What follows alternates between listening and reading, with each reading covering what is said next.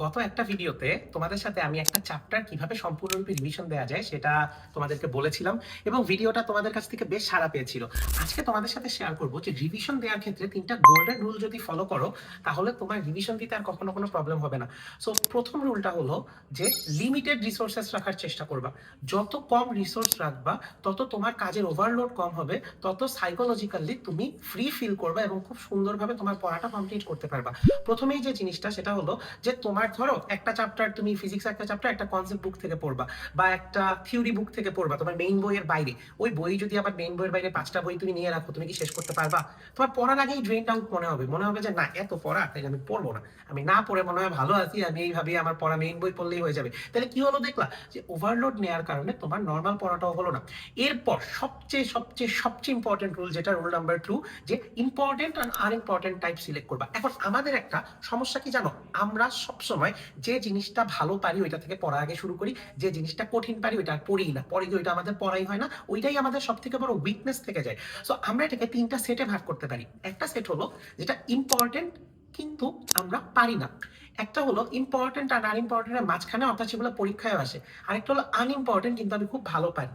তাহলে এইটার জন্য প্রথমেই ইম্পর্টেন্ট কিন্তু পারি অথবা পারি না ওই সেকশনটা যেটা পরীক্ষায় আসে, ওই সেকশনটা সবার আগে ফলো করা লাগবে।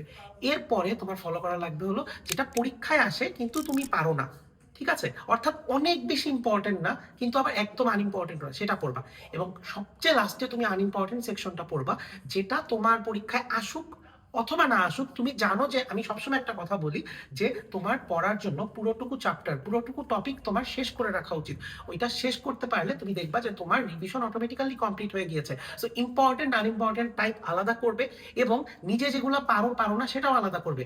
এরপর ডিসাইড করবে যে পরীক্ষায় আসে সেটা তোমার তুমি পারো অথবা না পারো সেটা তোমার আগে শেষ করা লাগবে। এবং 3 নাম্বার প্রসেস হলো রিভিশন দেওয়ার বেস্ট স্ট্র্যাটেজি কি হতে পারে যদি তুমি নিজেকে যাচাই না করো।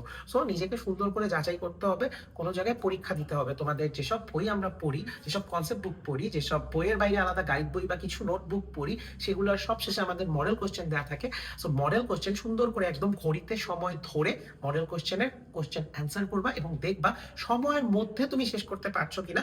যদি সময়ের মধ্যে শেষ করতে পারো, আবার অ্যাট দ্য সেম টাইম তুমি ভালো মার্ক পেতে পারো, নিজের সাথে সৎ থাকবে, পরীক্ষায় সুন্দর করে অ্যান্সার করবে এবং বিশেষ করে এমসিকিউ গুলো টাইম ধরে মিলাবে তুমি কত পাচ্ছ। যদি নাম্বার ভালো পাও তার মানে কি তোমার প্রস্তুতি সুন্দর মতো হয়ে গিয়েছে। আর যদি না হয়ে থাকে তাহলে এই 3টা রুল আবার গো ব্যাক করবে যে কোনটায় সমস্যা হয়েছে। এভাবে তুমি একটা যে কোনো টপিক খুব সুন্দর করে রিভাইজ দিয়ে কমপ্লিট করে ফেলতে পারবে।